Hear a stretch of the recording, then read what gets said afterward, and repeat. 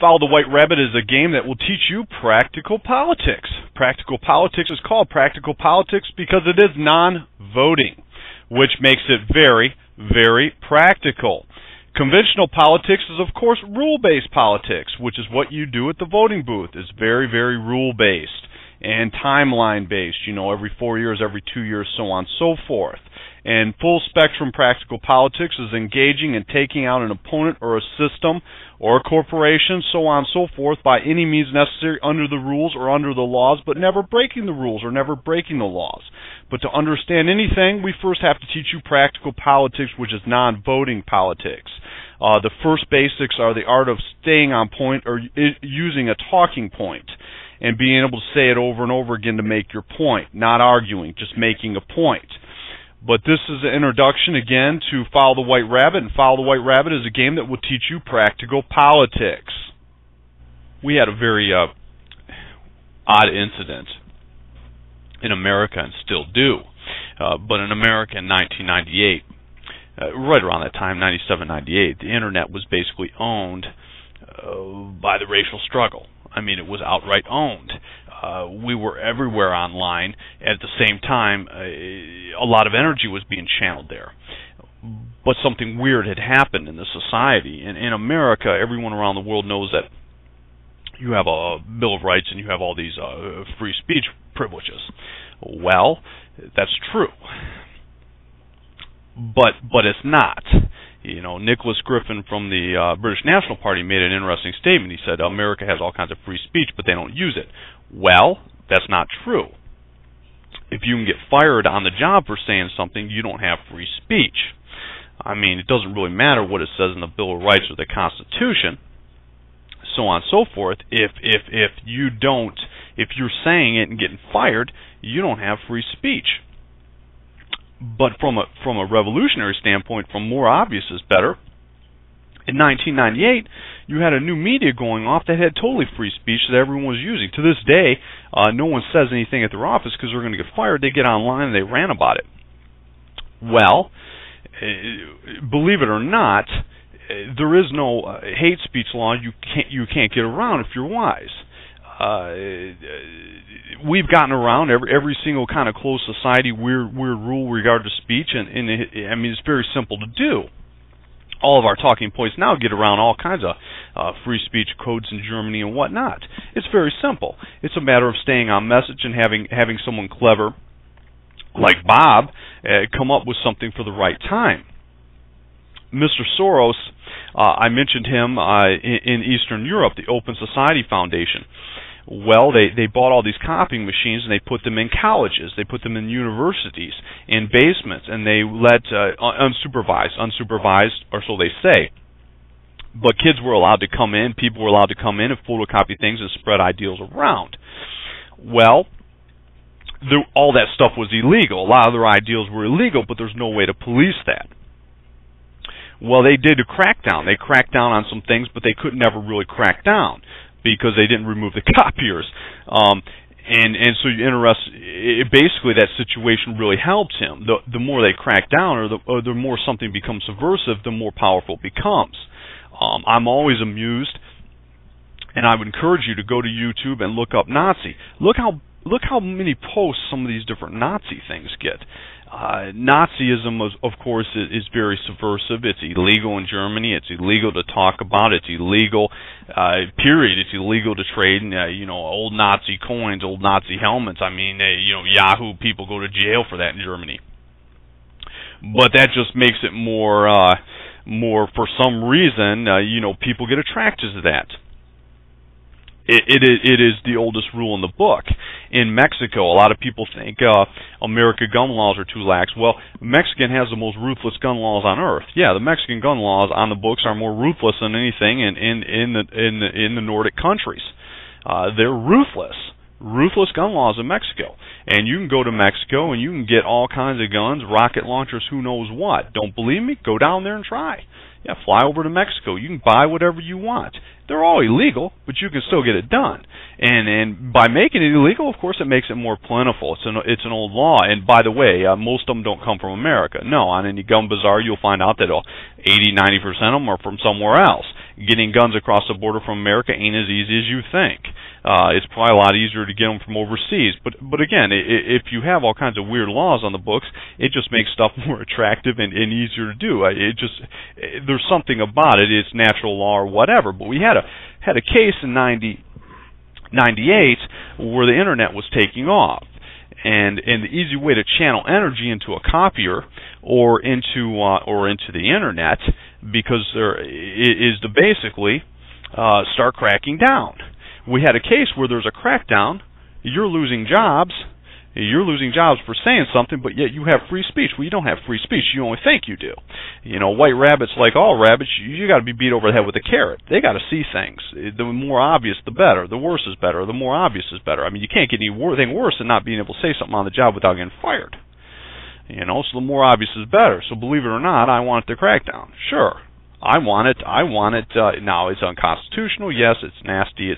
It's wrong. A lot of people around the world would be upset, but if it's illegal to say something on the job, we might as well make it formal, and so we can get to a solution. You see, by cracking down, they create a problem. That problem is going to get a lot bigger reaction than they think, and it's all going to be channeled online because that's the only outlet. And then there's going to be a solution. It's just that simple. I knew in 1998, or had a good idea, that there was no way that they could control speech on the internet. There was no way. It's impossible. In fact, even with just recently, over the past 24 months, 36 months, China has more and more regulation on the internet, and they've become very good at it. But even as sophisticated as China is on regulating the internet, is not as easy as you think. There's always someone more clever. And in China, you make something subversive, and it makes it that more attractive. It's just what it is. But a lot of times that helps their ideals. It did when it comes to copiers and putting out ideals in a closed society that was about to crash. It really helped the Open Society Foundation, George Soros' Open Society Foundation. It accelerated things. It accelerated the transfer of power in Eastern Europe because all the laws were silly, everything was silly, and in this country we're dealing with something more interesting. We're dealing with a common sense of oppression among non-victims. You got to channel that energy to get to a final solution. You got to get them to the point where they're going to move or they're going to act or whatever. But that was an interesting scenario. And to this day, America, they now have it. Of course, if they crack down on speech, they could crack down on the internet. But now it is so wide and so deep. The internet came out. It was like we're sitting in front of a puddle of information. Then a meteor came from heaven and smashed into the puddle and made this big crack in the rock, and all this water starts seeping in. And we found out underneath that puddle there's an ocean, and we don't know how deep it goes. There's some very weird stuff on the internet, of course, and all kinds of interesting stuff in regards to the racialist meeting and everything else. So we were in late 1998, and we had this big contradiction that's still there. You could say whatever you want, supposedly under law, but if you do it, you're going to get fired or they make your life miserable. Well, you don't have free speech, so you might as well make it formal. And the more obvious, the better. And there was also another scenario, too. I was sitting at my office that one day, surrounded by associates, and I had Bob had a website then discussing his ideals, and he was putting together what I will call the mantra. He was putting it together, and he had it put together in a roundabout way. It was a similar type of post, that you could easily soundbite and make talking points from, whatever. I knew what he was up to, and I was reading his website simply because, like a lot of people, let me tell you a story offhand. I've never been to any type of racialist meeting. I've never been to any type of white nationalist meeting or Stormfront meetings or anything like that. But Bob went to a couple of them, and the back channel feedback was pretty entertaining for us. It was, Bob's into practical politics. Practical politics is, of course, non-voting politics. and Bob, it worked for the CIA, whatnot, and it kind of scares some people. Is what the back channel chocolate was. No one really know what to think of him, other than obviously he's pretty smart. He's a Southern gentleman. But what they didn't understand was what he's telling them, what he can do and what he can help them with. It was kind of funny to see that. I mean, no one really understands practical politics. You know, they think it's conventional politics. Well, it has nothing to do with apples. But it was kind of funny seeing that feedback channel. But Bob went to a couple of those, and he was on developing his ideals, developing his. He was going on the record. Obviously, if you're on a blog, you're going on the record. You're putting out your ideals. Now he'd put out his ideals in a roundabout way, but never so explicitly and never so thoroughly. Like if you get on the untrained eye, you're going to get his ideals. You're going to get his type of thinking. What's great about his type of thinking, or what's unique, is that he's into practical politics. Someone like Bob has seen hundreds, if not thousands, of revolutions. So you're really getting the thinking of a revolutionary mind. Chairman Mao only saw one revolution and a handful of other different control struggles. Bob has seen all kinds of those in his life. He's won a lot, and he's lost a lot, and a lot he can't even talk about. I mean, the president's not even going to find out about stuff like that. It's just not how it works. But you're getting into that type of mindset. And so immediately I started reading it when he came online, and so did a lot of other people, a handful of other people, just to get into his mind. Obviously, if someone's good at what they do and you respect that, you want to understand what they're doing. But it was always kind of entertaining for me in the racialist movement that no one really understood that, or it scared them. Well, it is what it is. But one day I was reading it, and this was when he was developing his mantra, or maybe he already had a mantra in a roundabout way. It's similar to the one I'm going to read to you now. His thinking was similar. It wasn't as short, it wasn't as sweet, but it was similar. Africa for the Africans, Asia for the Asians, white countries for everybody. The Netherlands is more crowded than Japan. Belgium is more crowded than Taiwan. But no one says Japan or Taiwan will solve the race problem by bringing in millions of third worlders and assimilating and intermarrying with them. The words immigration, tolerance, and especially assimilation are being used to promote a program of genocide against the white race. Everybody says the final solution to the race problem is for every white country and only white countries to bring in the third world and assimilate and intermarry with non-whites. All this immigration and intermarriage is for every white country and only white countries. This is genocide against the white race.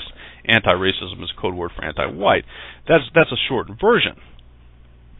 But what was happening, what he had done is he in the post I read, he was articulating this. He was articulating this a handful of times in a different way.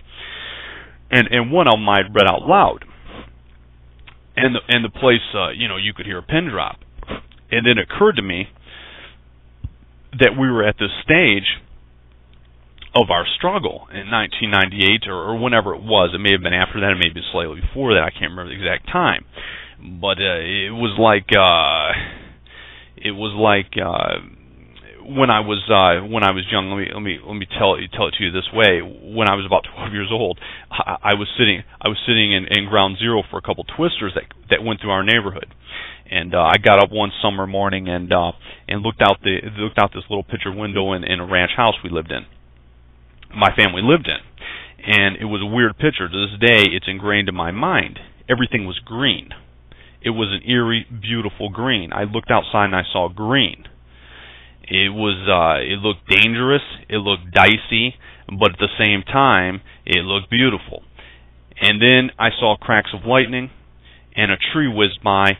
And you would not believe the destruction that came by after that. It was it was kind of funny. It's funny in hindsight. It's very scary though. But that was the vision I had: is that someone's getting ready to get hit by a twister. Everyone in the office knew exactly what Bob's saying. When I just read you the mantra, what basically he's saying, what it's saying to me is that, well, Darth Vader's already visited Lando. Darth Vader already has Han Solo. He's already came back for Luke Skywalker. He already has Princess Leia. and basically he may even already have R2-D2. He's down to C-3PO, and he doesn't particularly care for Wookiees. Lando's got a meeting with the Sith Lord coming. And I don't know if you know anything about those meetings with the Sith Lord, but they never go that good for anybody. They're not much of a meeting, and there's not much of a negotiation involved. That's what it occurred to everybody, that someone was in the type of trouble that you just don't want to be in.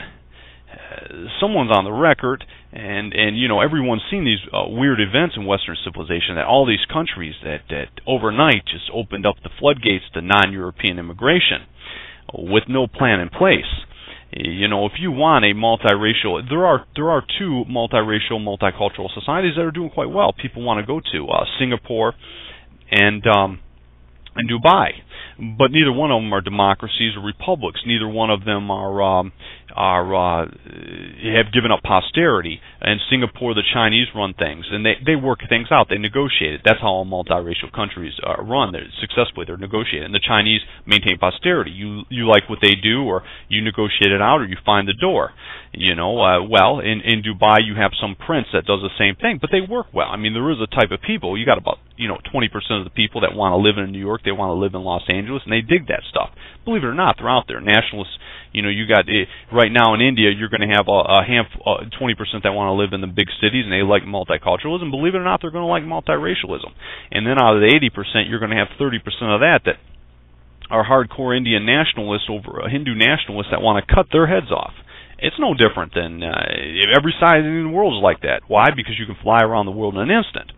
But they didn't develop. They didn't take New York, London, Miami, and develop Singapore districts and Dubai districts for people that like that type of thing.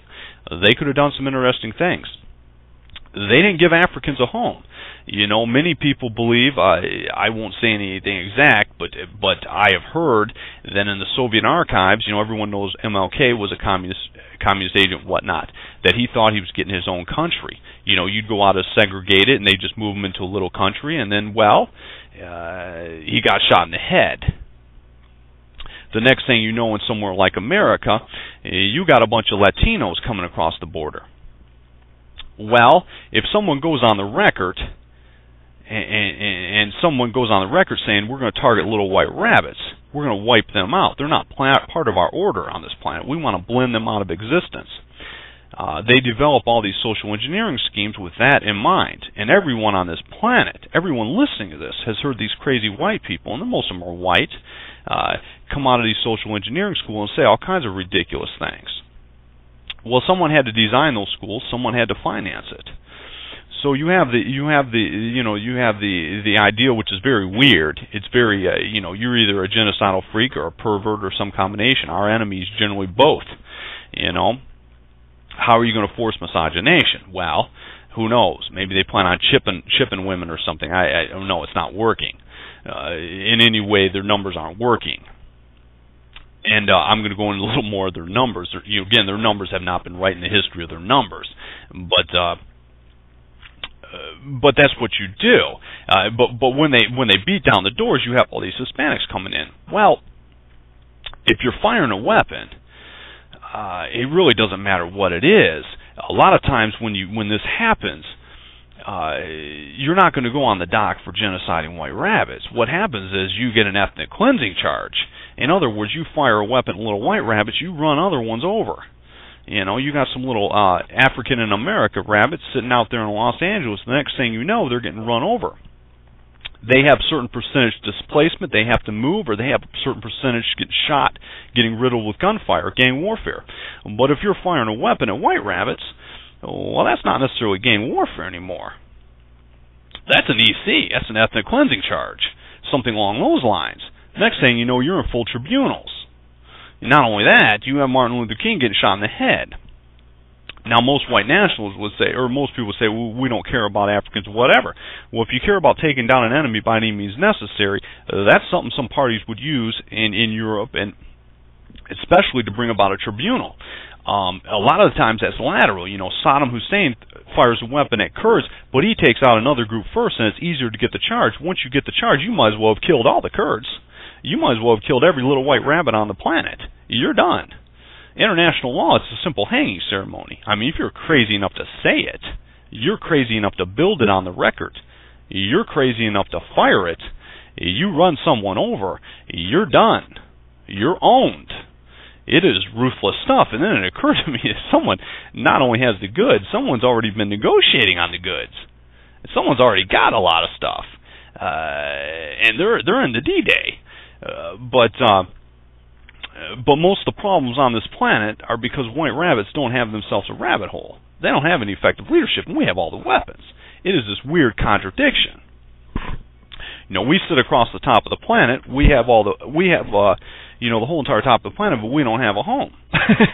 We don't have a racial home. There's another group that has themselves a racial home, the little Jew rabbits, but they won't go there. No, they're not there. They're with us. They're in Venezuela. They're in China, but they're not in Israel. Very weird stuff going on in so-called Western civilization. Western civilization is, to me, just a gene pool. If little white rabbits moved to Mars, then so-called Western civilization moved to Mars. But it occurred to me when I first read the mantra, when I read that coming into form, that Bob was speaking for that Sith Lord. That's something that this planet doesn't know exists, but exists, and that someone's in trouble, and they're in the type of trouble you ain't walking away from. I don't care what happens, but that's good news. What I wanted to crack down to get things moving. But now, of course, demoralization is coming off. Now we're moving no matter what because the place is crashing down. And I'm going to go into Russia next, and we're going to start talking about Russia. The next few sessions, I'm going to work Russia into this discussion. But I wanted to talk about the mantra when I first saw that. The people I was sitting around were really frightened for people. So if you wake up one morning in Western civilization, you see people jumping to their deaths, Hallmark names jumping to their death, you know what's coming. There is so much pressure going on, I'm assuming it's been happening for a while, and someone's in trouble.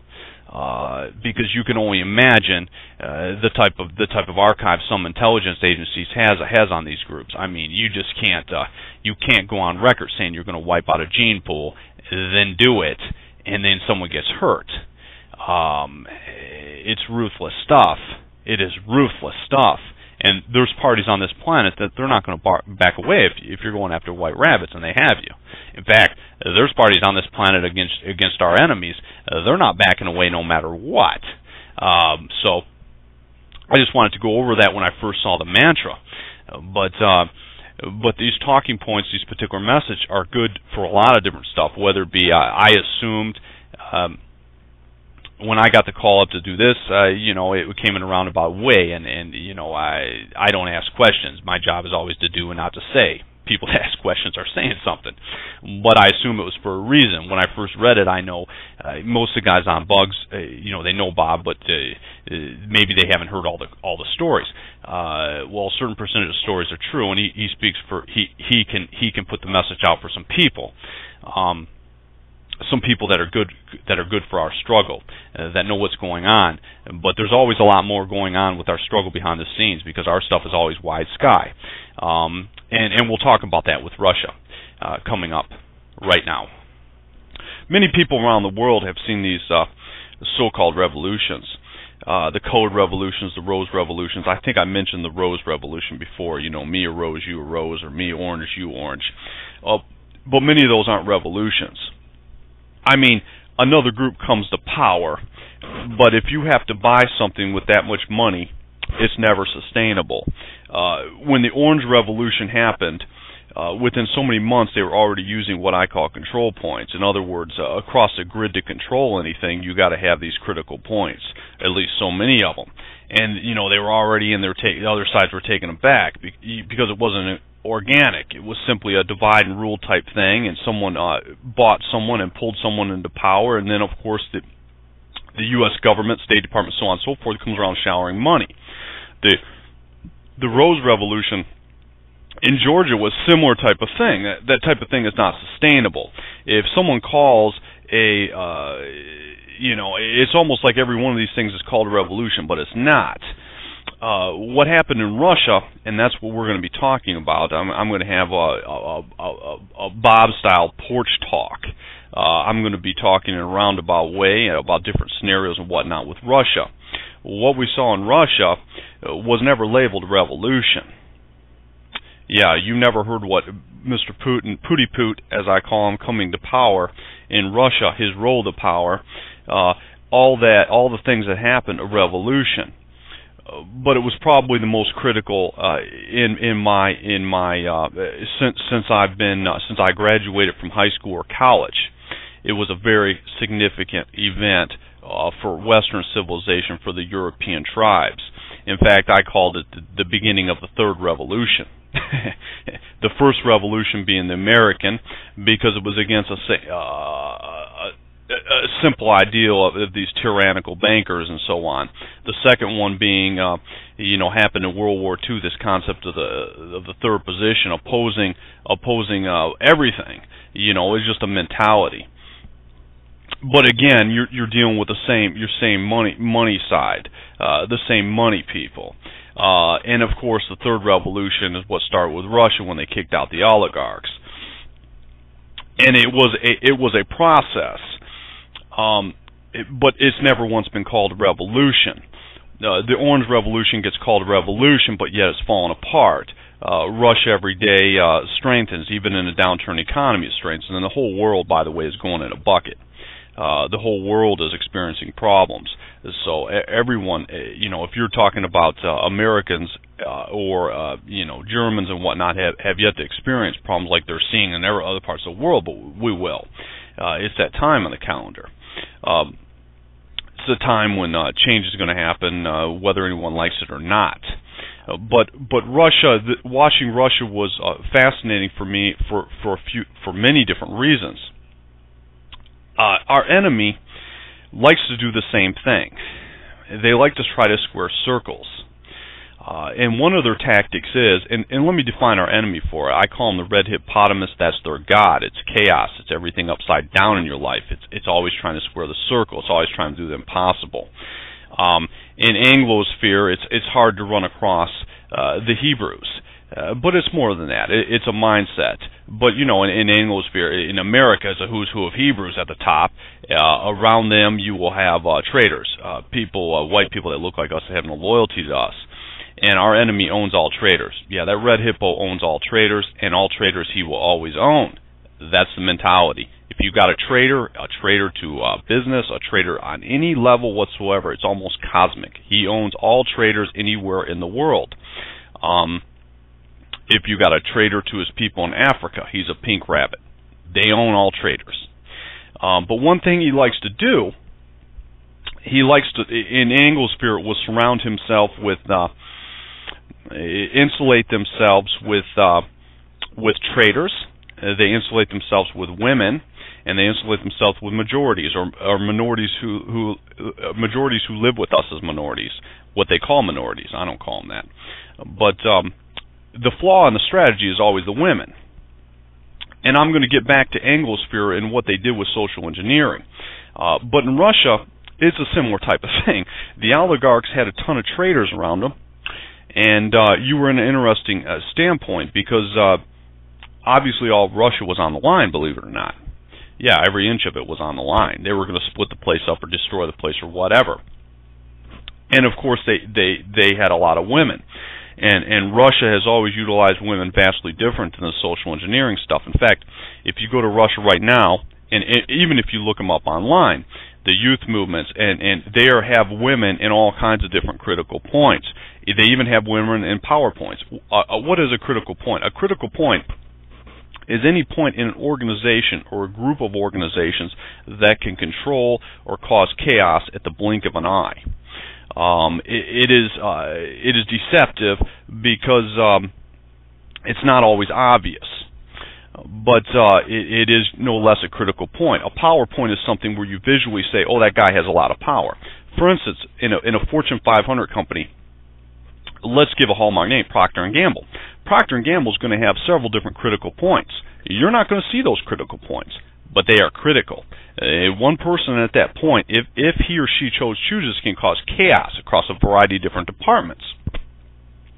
You're also going to have PowerPoints. Now, your PowerPoints are obvious. It's the CEO, it's the executive vice president, it's someone making strategy, it's someone talking on CNBC. Most people think PowerPoints have power, but that's mostly visual. or maybe you realize that the director at your local agency, if he just slipped down a banana peel and fell out the window or something, the place would run a lot smoother. Yeah, some of those power heads, some of those figureheads aren't all they're cracked up to be.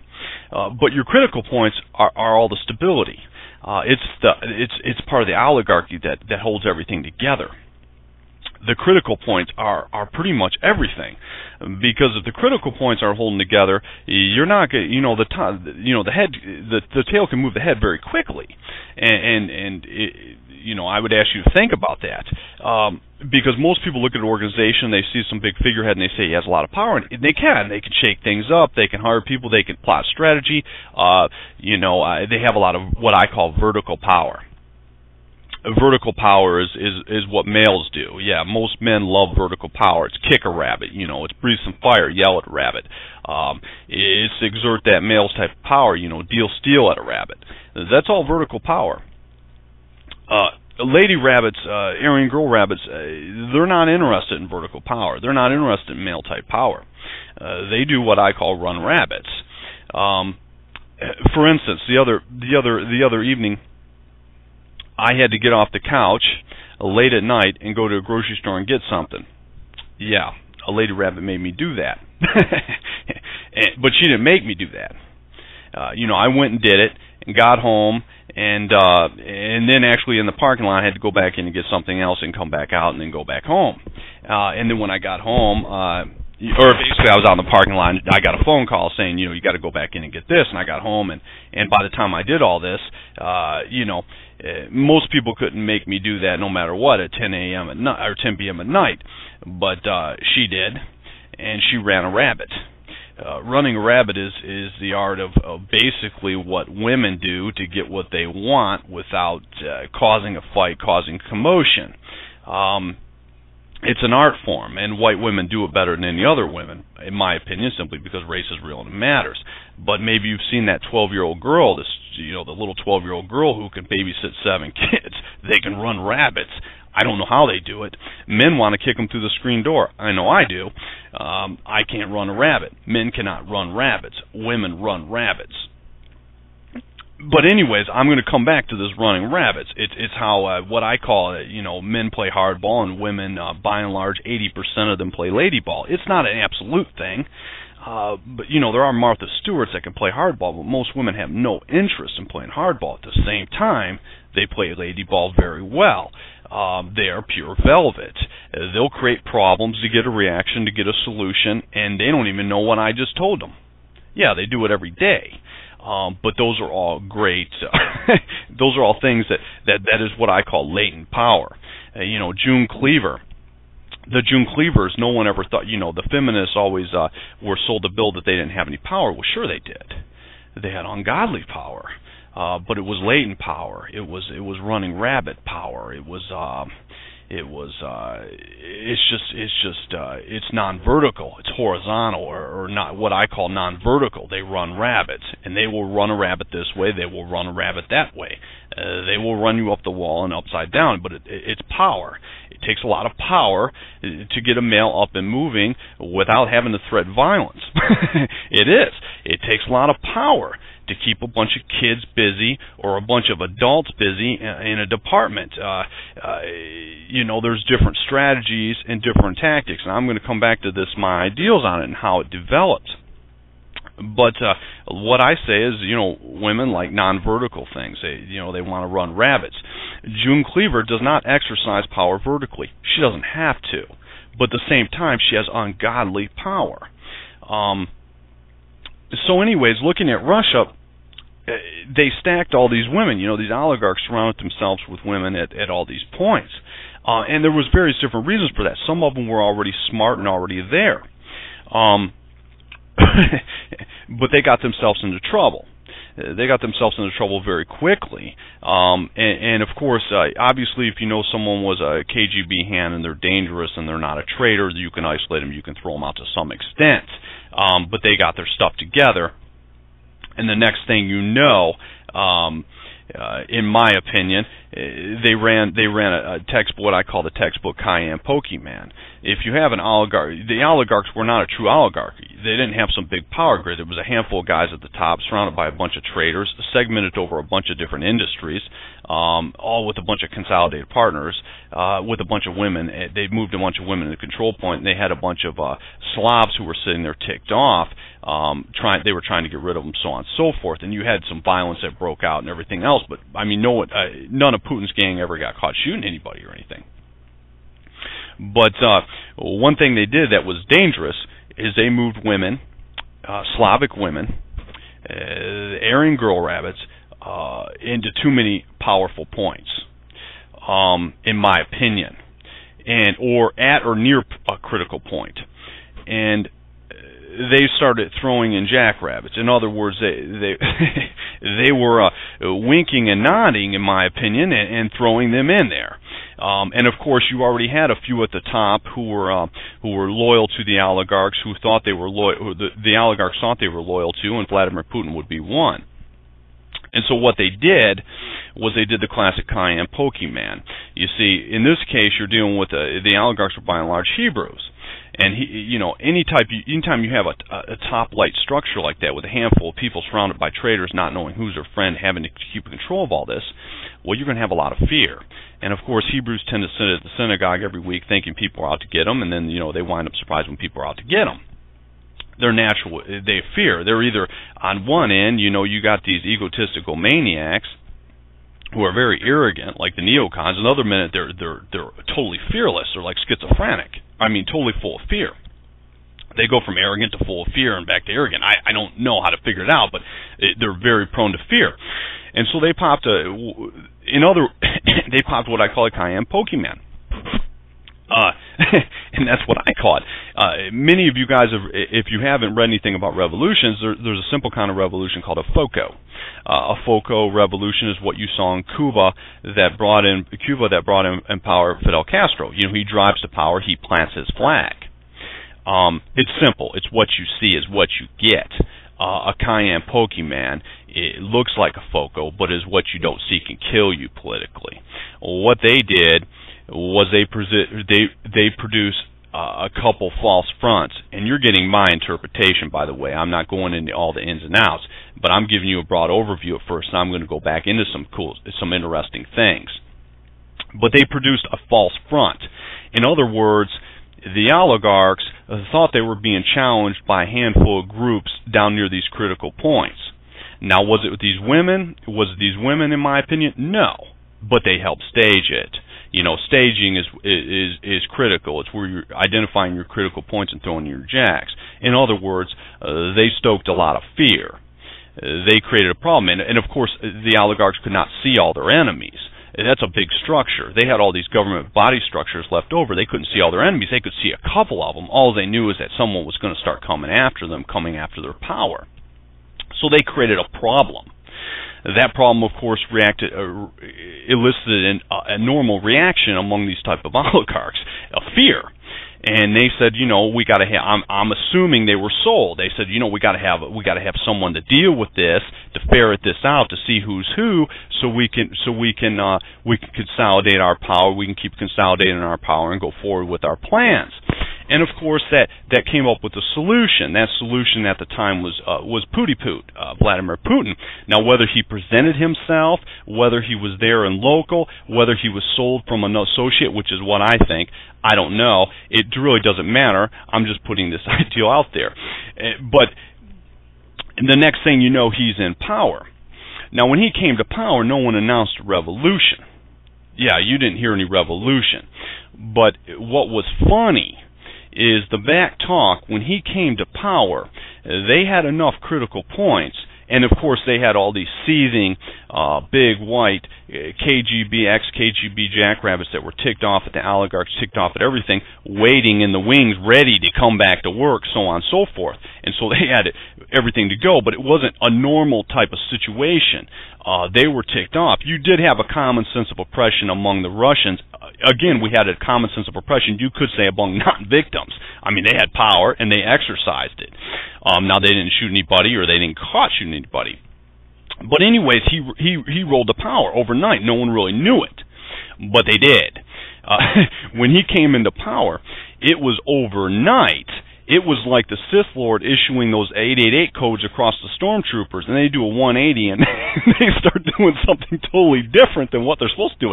You're supposed to be helping out the Jedis. Well, we're not working for the Jedis anymore. We're working for the Sith Lord. He gave us that 888 code. And the next thing you know, the traitors are isolated and gone, and the oligarchs are on the run. I mean, they're running to London. They're running to Jerusalem. It was almost instantaneous. The moves, it was like lightning. But that original problem, I call that where a woman at or near a control point, I call that magenta lightning. They create that problem, which elicits a reaction from somewhere in the organization, so someone can come up with a solution. Now, you might, the first impression, many would say, if they never heard of something like this being done, they would say, can it be that simple? Well, yes, if the time's right for it to be that simple. Now, obviously, there's a move here, there's a move there. There's a lot of not saying it, just doing it. I mean, you're dealing with Mr. Putin is a former KGB officer, so they make a lot of that, and there's a lot to be made of it. But putting women at critical points, throwing them in, whether it be through crazy social engineering models or what they did in Russia, our enemy makes that same mistake time and time again, and they're very difficult. Most of them aren't traitors, even if you think they are. They're very difficult to blackmail and other things else. Even if you are, let me give you an example right in front of your face. Hillary wasn't supposed to be Secretary of State. They fought her to death over that, but she could give them a lot of problems. And she didn't hesitate to threaten that, I'm guessing.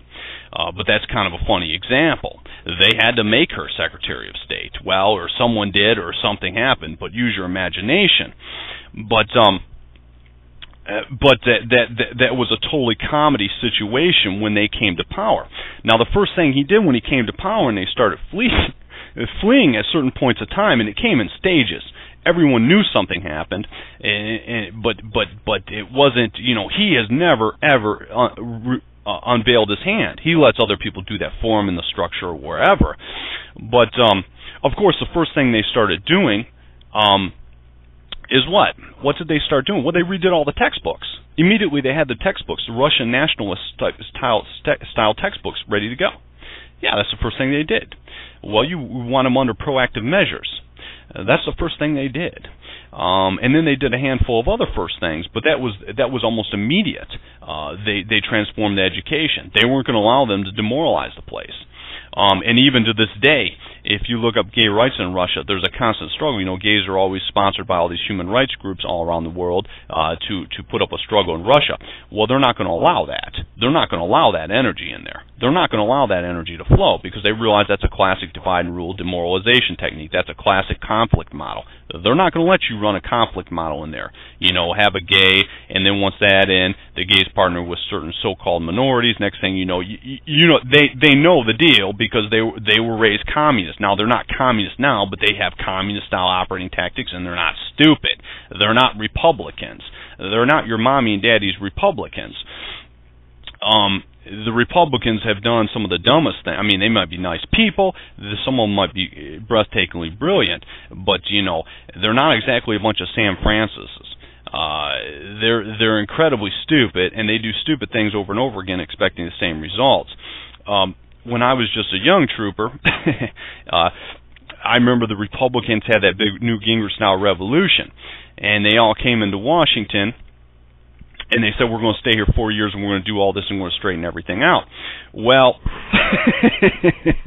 it was about the dumbest thing anyone ever heard. Now, they did some interesting things, but let me tell you, if you think you're ever going to straighten out any organization by staying a few years, you don't know anything about how governments work. You straighten organizations by holding down a network and expanding that network over control points and then getting a lot of people jobs and then straightening things out. Going in somewhere and thinking you're going to reorganize something or rearrange something, I've never once seen that work in my lifetime in any government anywhere. That's not how they operate. Governments don't fix systems. Systems fix governments. Eventually the whole thing collapses and it goes through some kind of radical deal. But that's funny stuff. Yeah, Republicans, I don't know. But they don't have good operation tactics. They don't. They would have been better off putting down. They would have been better off going to school with Vladimir Putiput in a Marxist society than going to going to school with their neocon buddies at Harvard and Yale, because they would have learned something about operating tactics. They get taken to school time and time again, and also a lot of them are just nice, honest conservatives, and you're not dealing with that in the Republican Party. Everyone knew you weren't dealing with that in the Democratic Party. But when when he came into power, it was unique. It was something was different overnight. I could see it. I could see something changed. The oligarchs didn't know it until it was too late. But although some of them did at first. One of the funniest things I've ever seen is when they hung the lettuce patch. Khodorkovsky jumped out of there, and when Putin started putting the hammer to him. You see, Russia had all these gray areas of the law. In other words, there were no true laws. It meant what they wanted to mean. It came over from a communist-style society. But they had the Duma then, and there wasn't nothing illegal about buying politicians per se. It was like some kind of gray area of the law about buying politicians. Well, they hung a big lettuce patch. When Khodorkovsky left and there was some kind of scheme, they hung a big lettuce patch. They redid all the laws and you just couldn't walk in with suitcases full of money to buy the Duma. You couldn't do that anymore. Well, what's funny about these arrogant pink rabbits is the first thing they did is I don't know who it was, Rothschild or someone in London, immediately sent him back and said, they were in a fight for their lives with Russia. You see, if you can't control Russia, you don't have your order. You don't have anything. You certainly don't have a new world order without Russia. You ain't got it. You got to have all the Aryan tribes and all of them under your thumb, or at least in their mindset. And of course, you had Wesley Clark and some of the neocons and Democrat, Republican neocons, whatever, say they came out not much after 2000 and said Russia is a spoiler. Well, what are they a spoiler for? Use your imagination. But anyways, Khodorkovsky came running back in there from London. He came running back in there and was sent back in there by, I believe it was Rothschild. You got to get back in there because your oil company and this and that. I don't think he wanted to go. He was told not to meddle in politics. He can meddle in business. You can own a business, but don't meddle in politics. Putiput had laid down the law, and they hung out a lettuce patch. A lettuce patch is is something clearly illegal. It's something you don't want to walk into. And there's lettuce patches all over the place, but they hung a clear one in front of the Duma. And he walked in, I don't know, with suitcases full of money or whatever, and they crucified him. They nailed him. And they put him in prison in Siberia next to a nuclear waste dump where he sits to this day. Some people think he's getting out. I don't know. They weaved him in velvet so tight, whatever, but they caught him red-handed, and of course there was all kinds of other laws.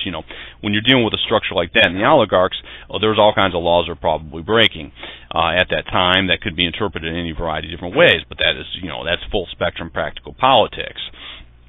Right now with the Fortune 500 companies and the laws in somewhere like Anglosphere, the laws are wild. You start talking about Patriot Act, use your imagination. You could do anything you chose to do if the conditions were right, but the conditions were right for Putin to crucify people. And he applied the law. And he applied the law ruthlessly, and he's in jail to this day. But that was very funny. When your big pink jackrabbits get thrown in jail forever out in Siberia next to a nuclear waste dump, it sends a message. It sends a ruthless message. But that's a broad overview of Russia. And a lot of these tactics are quite simple. But that was probably one of the biggest revolutions everyone saw, but no one saw it.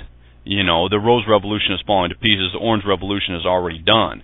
They're negotiated out. If you have to see, they didn't spend any money taking back Russia, believe it or not.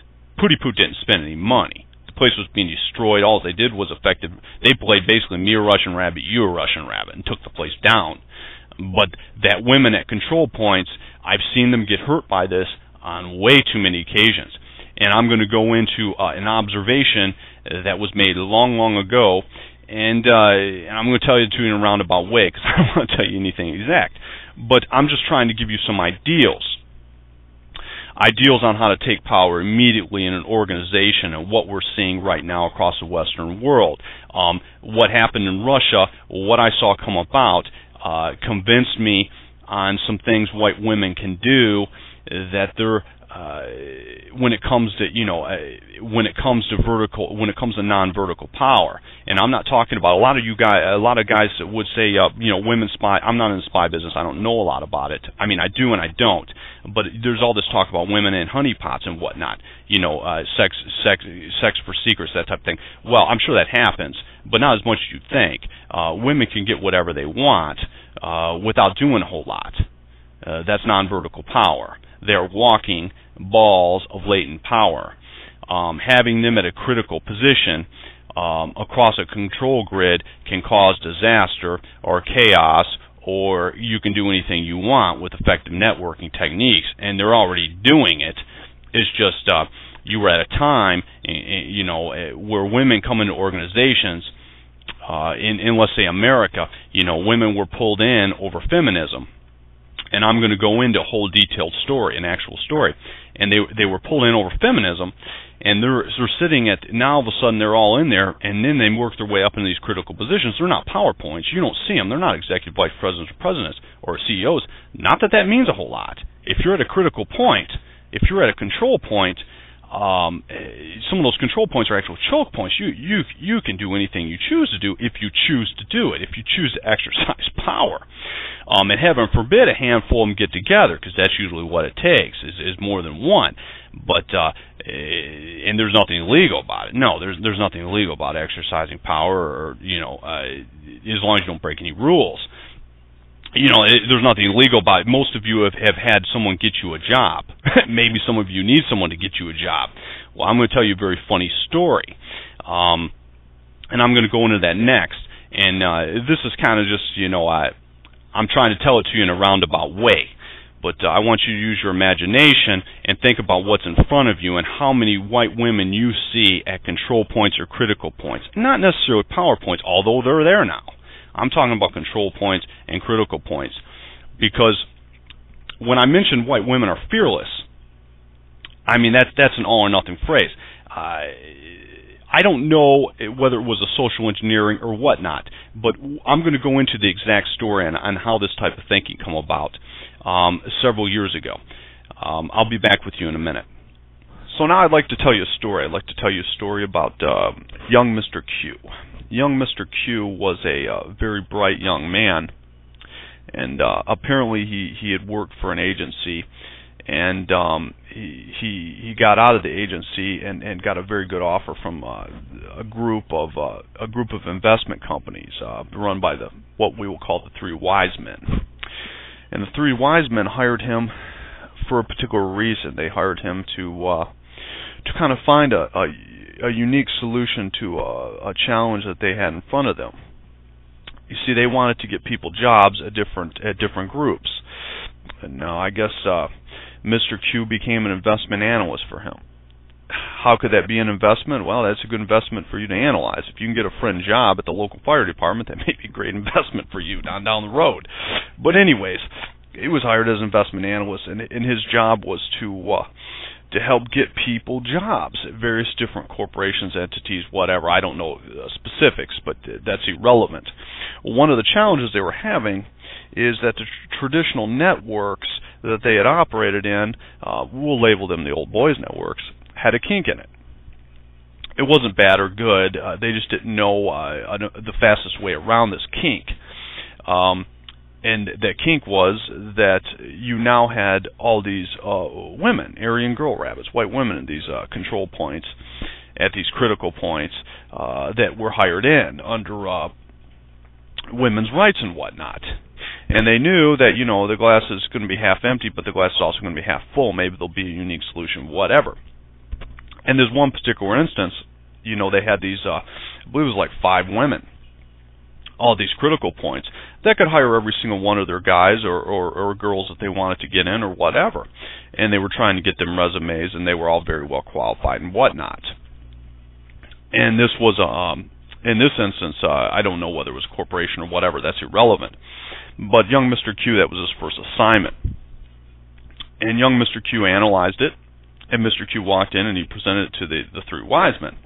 And he said, well, his theory was, and the three wise men's theory, that white women have to have a great deal of power because race is real, but they're not going to exercise it along the same pathway. They can't be men. Women's rights told them that you could be men. Well, you can't. But at the same time, there's some interesting things that they could do. So young Mr. Q made his presentation. He was going to keep it very simple. He just said, I'm going to do something non-traditional. I'm just going to approach them regularly. We're going to tell them what we're about, and we're going to keep it very, very simple.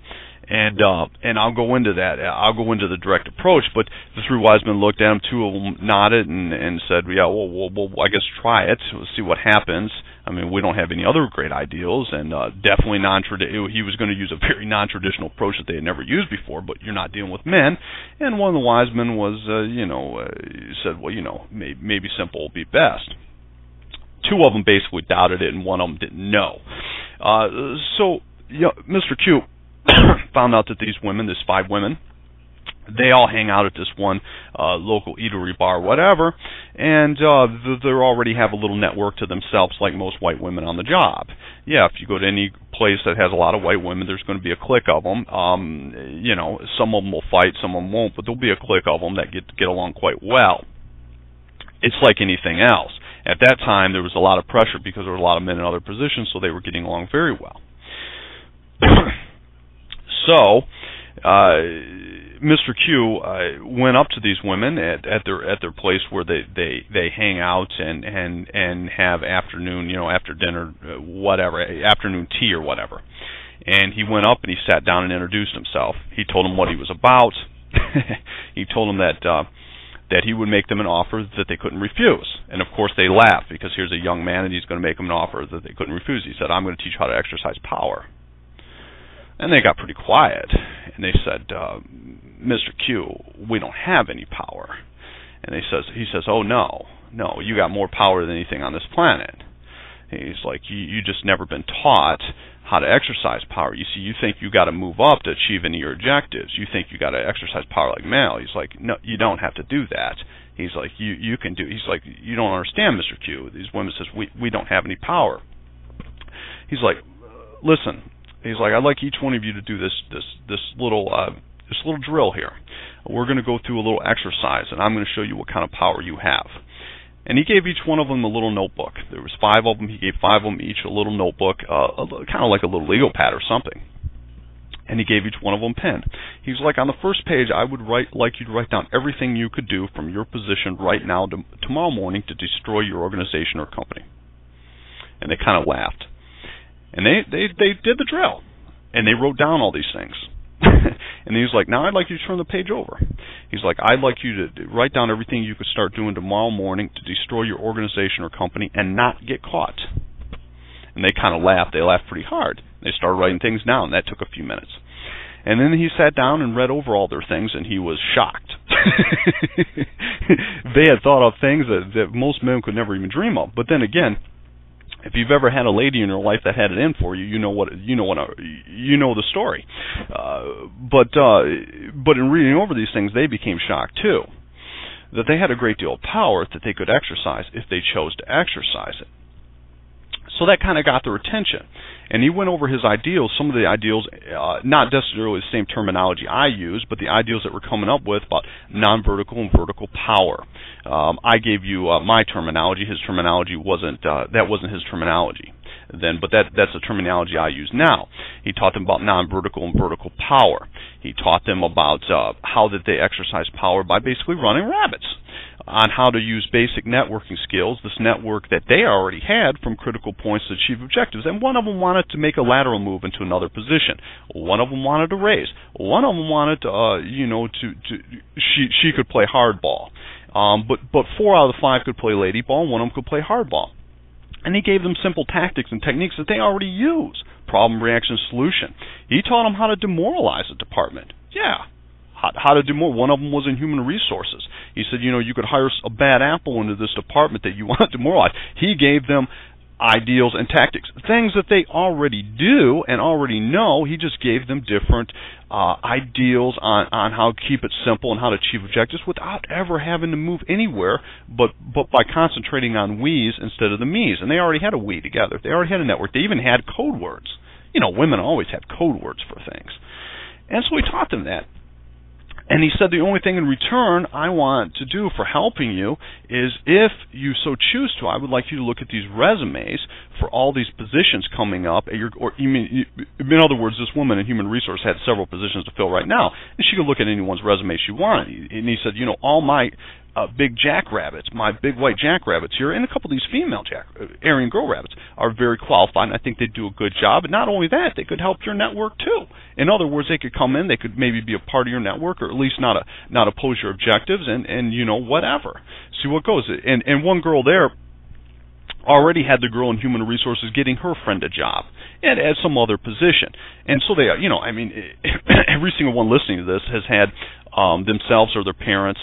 Maybe your dad was a fireman and he got someone a job, and that structure is broken down for males, but that structure was very much alive for women. For males, it was only still there. It's only still there in private organizations, or if someone's got some connections and doesn't say it, just does it, you know. But that structure was very much alive for white women, very much alive. And they also, you know, he taught them basically they could achieve anything they want without breaking any rules. And he says, look at the upside. You girls are complaining about a glass ceiling, but there's a cement floor. I mean, no one can fire you. I mean, if they try to fire you, unless you do something blatant and break some rules, which you're not going to do. White women generally don't break rules. They're not running around killing people. They're not running around stealing things. I mean, they're pretty much law-abiding. I mean, if they weren't, they wouldn't be Aryan girl rabbits, and we'd have a whole other set of racial issues, right? But he basically gave them all that. Very simple stuff, just putting ideals in their heads. And in return for this, they said that they would look at the resumes. And a few of the people that he had resumes for right there, they said, well, we could already get them in to interview them, whatever.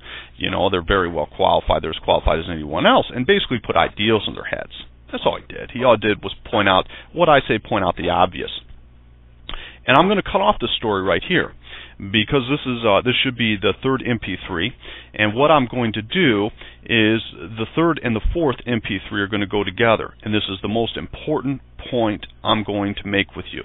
I just started this conversation. We're going to continue this conversation at the beginning of the next MP3, and this point I'm going to make to you, if you learn anything else, it's the most critical point I'm going to make, and I'm going to make it on the next MP3, because I don't want this MP3 to go 2 hours. So I'm going to split it in half. Basically, we're going to do one lesson over 2 MP3s. But I'm going to end this with an entertaining story. I'm going to end this third MP3 with an entertaining story in Western civilization. It's probably one of the most critical stories in Western civilization. I didn't hear this until I was in my 20s. Yeah, I didn't hear this until you know, I was already way beyond grade school, teenager, even in college. I was out of college before I heard this story. And it's one of the most famous stories in Western civilization that never gets told, in my opinion. There was a time in ancient Greece where there was a big white jackrabbit. He was getting old in age, and he was a philosopher. His name was Parmenides. And this big jackrabbit Parmenides would sit out and he would preach his gospel. He would preach his philosophy. He had a handful of poems, and that's about it. We don't really know a lot about him. But what we do know is that he would stand and preach his gospel all day in the square. But no one paid attention to him. Parmenides didn't have any students. Parmenides didn't have anyone that really liked him or paid attention to him. He was no big deal. He was just your average Joe philosopher in Greece at that time. And let's face it, there's a lot of competition among philosophers in Greece, in ancient Greece.